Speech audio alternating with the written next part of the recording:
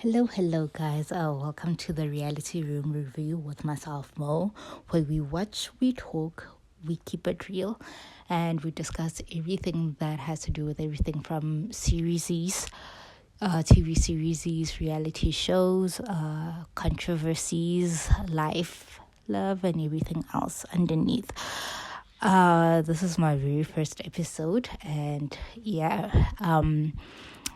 as you can see through the thumbnail, what I'd like to discuss is about The Polygamist. Now, The Polygamist aired on Netflix, I think, last month in June.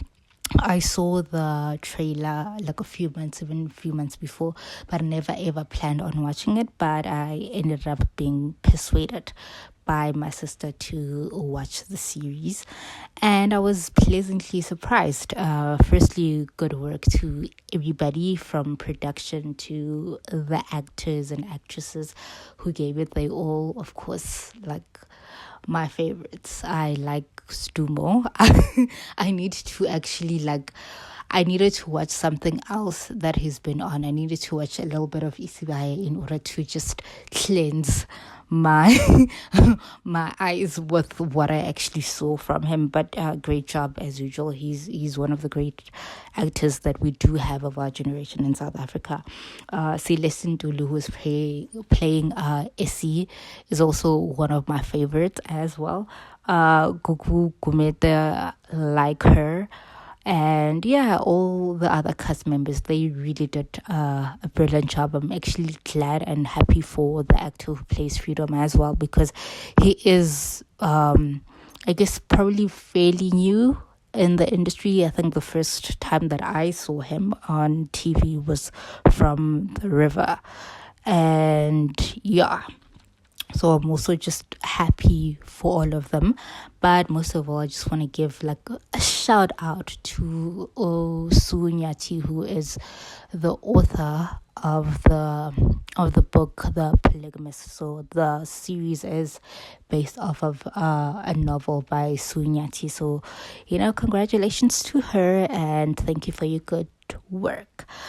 But yeah, the reason why that I did want to review The Polygamist is due to the fact that I feel like it's very reflective in terms of our society. It's very reflective in terms of how women are, and how they react and how they respond to things that are happening within their relationships and their romantic relationships. And as well, I think also to some degree as well, we also know that men and their behavior, like there's very similar, and there are a lot of parallels between what Jonas is doing and what men in our reality, in the world that we live in, actually do behave and stuff like that. But yeah, I would just wanted to do like a deep dive, especially on the characters now, with the first character that I want to focus on, who is, I guess, the main character is Joyce. And yeah, so the main character being Joyce. Joyce is married to Jonas. Jonas is a multi-millionaire. They have this construction company, and together, and the company is also listed on the Johannesburg Securities Exchange. And basically, Joyce is also an influencer, and her content is mostly family-based content. So she speaks mostly about family, and like that is what's based her content on her husband, her children, and I guess even other things that are family orientated. And she also has a deal with a brand deal with a company, I think, that has to do with beauty products or body products. And she was chosen based off of the content that she posts. So therefore, in a way, because of the work that she's also doing, she's very much passionate about her job as an influencer. In order for Joyce to have or to keep the deal and keep the contract going, she needs to post more about herself and more about her family. And in the beginning of the series, we actually do realize that, okay, since her marriage is a bit rocky, the people from the brand have been wondering and keep asking her, like, okay, you haven't posted much content about your husband, we haven't seen him on your social pages, so what is going on? And with that, there's also rumors actually floating around about him not living in the same home, and that they are on the verge of divorce.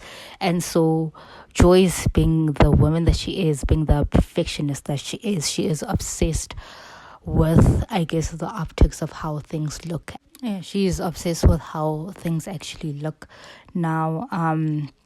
So she needs to, I guess, being the desperate woman that she is, she had to make up something.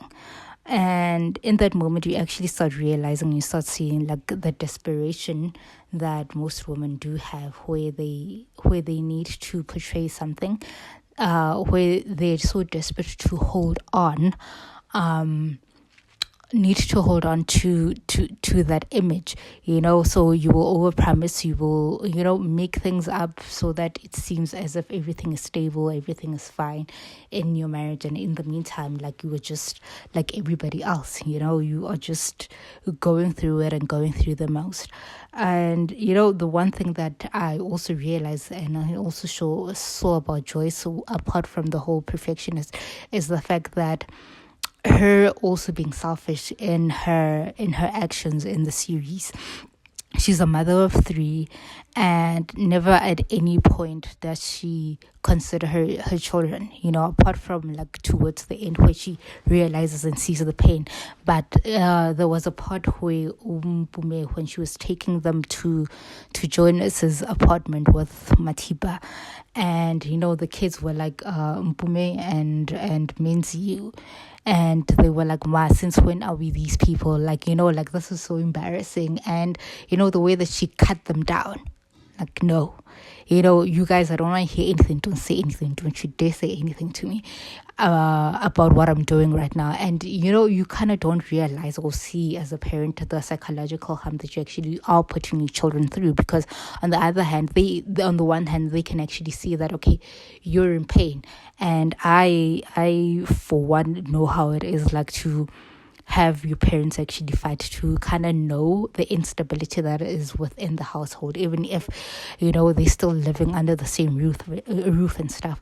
But yeah, I know the anxiety that it actually raises. So with her having to follow, like, for instance, those kids for over a year were used to that man not being in the house, they were used to life being just a certain way, and then all of a sudden now you want to go and make things normal with this man, pretend as if everything has not happened. Like Mbume actually kept saying to her, like, Ma, this man has been gone for over a year, and now we're supposed to pretend like everything is okay, like that did not happen, like the past year did not happen, and she expected that out of her children without realizing the emotional impact that it actually had on them. And yeah, and that's what I saw from Joyce and her character. Now, the second character being Matiba, and I'm going according to how the series actually started their stories. Now, Matiba, what I realized with her is that she's a very ambitious, very competitive person. I think like competitiveness as well in her character. As you can see, like the first time around, she knows what she wants. She goes after Jonas, the brother that she wanted to get the attention from, and she was eyeing a promotion. She was eyeing a certain position and a certain lifestyle. And when she saw Jonas, she saw somebody who can give her all of that and more, and Matiba is very surprising because unlike most women who are like her, gold diggers and stuff like that, Sis has an education and she can go very far.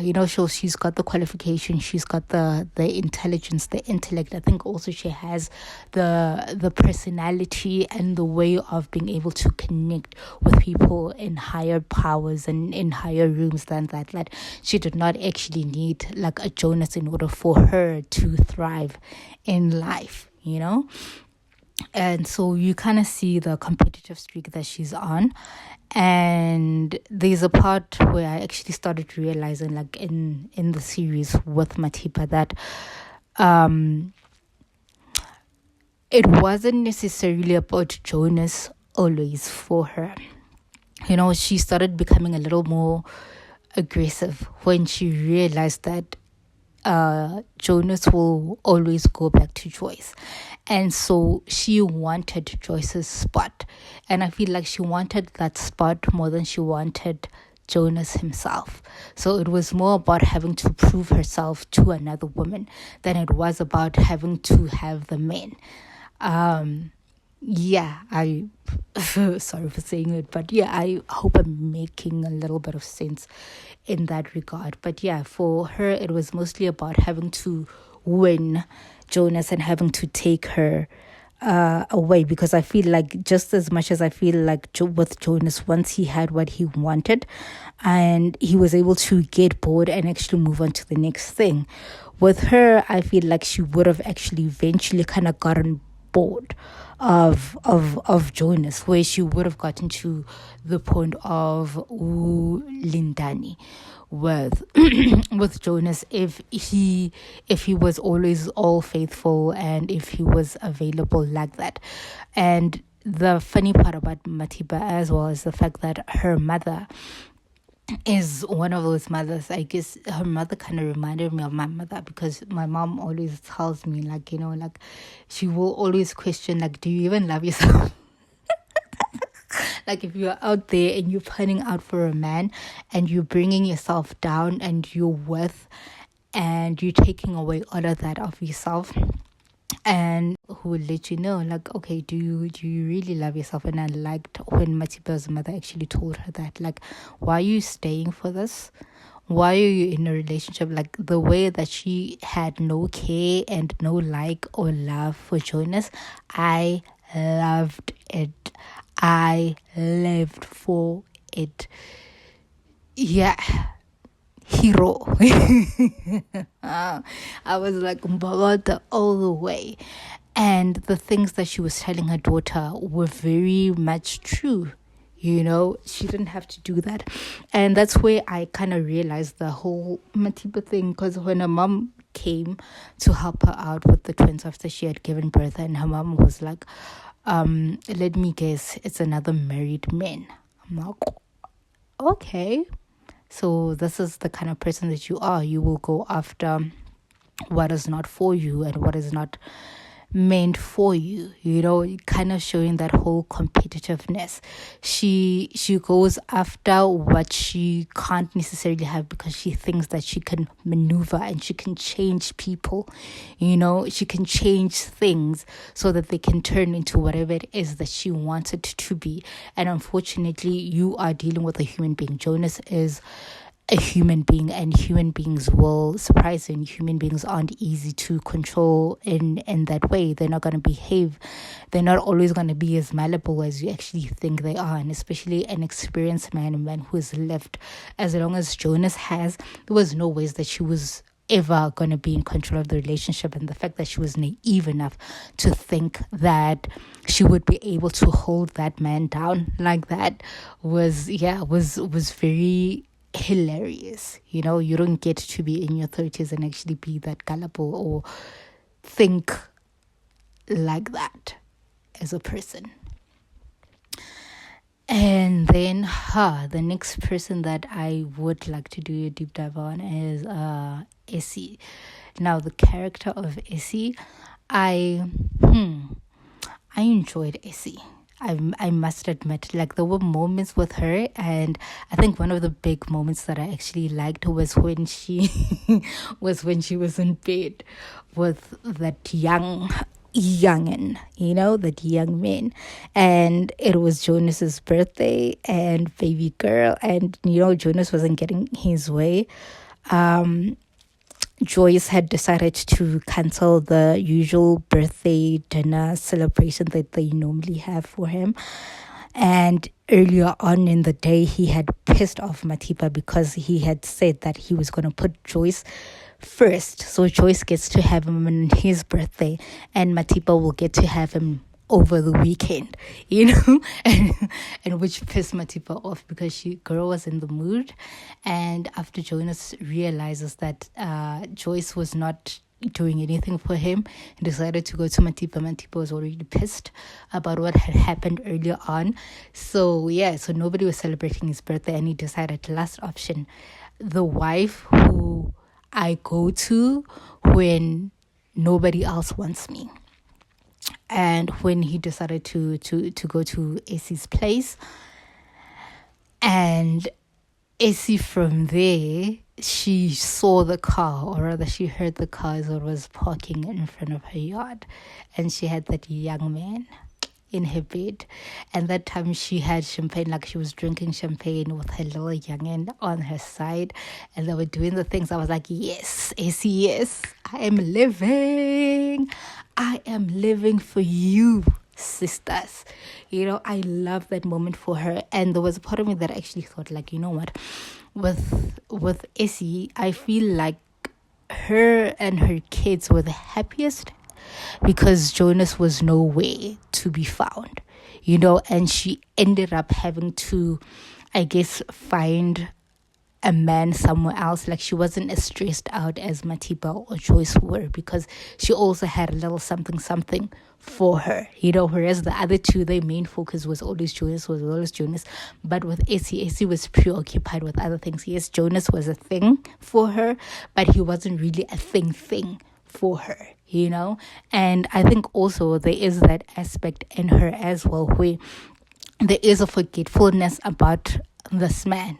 All the women had that there was a moment where all the women actually had that with Jonas, where it wasn't necessarily about Jonas, it was more about keeping up with the appearances. So for her, I feel like, just like the other women, she ended up losing herself in the idea that, yes, there is a marriage with this man, but the marriage is, on paper, or, traditionally and stuff like that, but not necessarily in the presence. You don't feel him presently in your life. It's just there. He's an idea in your mind that, oh, yeah, that person kind of exists, but it's not a must for him to be in my face all the time. And Essie eventually got used to that. And I like that for her, because when you see what Matipa and what Joyce were going through, the physical abuse, the constant violence that was happening in the house, having to see him, having to be disgusted by him, and him being in your face and stuff like that, they had to deal with that. But on the one hand, Essie did not always have to deal with that. He could piss her off, and he could go back to where he was back to his good and nice house. He could leave Soweto and then go to the burbs, but and go stress Joyce off, or go stress Matipa. But with Essie did not experience much of that. And the one time where he decided that he was going to hit Essie, and then her little young man, her little boyfriend, took out a gun and was like, yeah, what the hell were you about to do? And when he stopped, like, I feel like in that moment, and that's the reason why towards the end, Essie ended up fighting to bury Jonas, because she hadn't felt the full extent of his abuse. Yes, she felt the neglect, and she also felt the abandonment. But for some reason, and I feel like as women, this is something that needs to be thoroughly discussed, where it is not abuse until he physically hits you. And it cannot be like that, because men abuse you in different ways. You get abused in different ways, financially and emotionally and mentally. Jonas was able to break those women like that. And Matipa, even towards the end, actually ended up having that whole physical as well as financial abuse, and even having to think of another plan, but with Essie, for her it was all right because he hadn't laid his hands on her. I also loved towards the end, but yeah, I'll get into the children as well. And yeah, but the big guy, Jonas, is something that I do want to get into, because Jonas is like one of those guys, in university, or who in high school never got the girls. He was bullied and stuff like that, and I guess he wasn't necessarily so cool until his looks started being a bit better, until he got older and he started I guess being charming, having the gift of gab, and coming out of his shell. And that is when he started being noticeable. That is when he could be charming towards women. He could be this romantic whenever he wanted to be romantic. And one thing's for sure, somebody who has been deprived of good things in their lives, they will know how to take care of you, or they know how to take care of themselves, because they know how it feels like to not have the kind of things that you want to have. So therefore, that's the reason why he was able to provide for the people around him, provide for his children, and also provide for his wives. He knew how to take care of them in that way financially, because he also wanted to be taken care like that by his father. He also would have liked to do that. So that's the reason why he was never let me say, I don't know how to put it, but that's the reason why he was able to be the provider that he was to his family, to be the good kind of provider that he was for everybody. And the assholeness in him, because the more Jonas lost control of the women, the more that they did not care about him anymore. They didn't care about his birthday. They didn't check up on him. All of a sudden, Sunday brides were cancelled because the women were no longer interested. They were disgusted, especially after Lindani. After the whole Lindani, everybody was just disgusted with him. They didn't want him anywhere near them because of the gonorrhea. Again, that's another thing. It had to take a freaking STI for the women to finally see this man for who and what he is. That's the moment that they stop making up excuses in their minds for why Jonas is the man that he is, and for why they're staying with him. And eventually, I guess, for all of them, it became more about not losing the physical things that he could provide for them. For AC, it might have been something else, but definitely for Matipa and for Joyce, it was more about the lifestyle that they would have to abandon if they were to lose Jonas. And it was more like that for Matiba than it was for Joyce. But still, once again, Joyce, because of the brand deals and everything else, money also played a role in her having to stay towards the end with Jonas, no matter how you look at it. But the more he lost control of the women, the more they did not see about him, they did not take care of him, the more they just focused on themselves and they focused on the children, the more aggressive he actually became,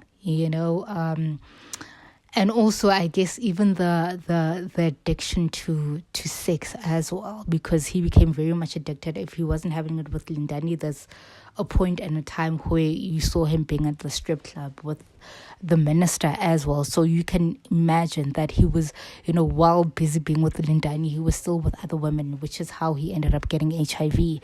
And men especially, I think women need to also realize that you also put yourself in danger, because a lot of men don't want to use protection. A lot of men don't want to use protection. So the more you sleep with the guy, the more you put yourself in a position where you might eventually actually end up having to catch something. And if you're neglectful of your sexual health, you end up just giving the power to somebody else. Somebody else's choice are going to impact you. And that's what the gonorrhea actually did for the women, where it was a wake-up call that you have neglected self. And yeah, and I hate saying it, but expecting men to do better in this lifetime, and especially in a world where men are rewarded for just being men, is going to be hard. It is going to be hard. And so therefore, when the women stopped caring about Jonas and they took away their energy from Jonas, the energy that he was siphoning from them, the more that he became, I guess, the more that he became a little more abusive and more aggressive. And so, yeah, those are the little things that I actually saw from The Polygamist. Anyways, like, share, subscribe, and all that good stuff.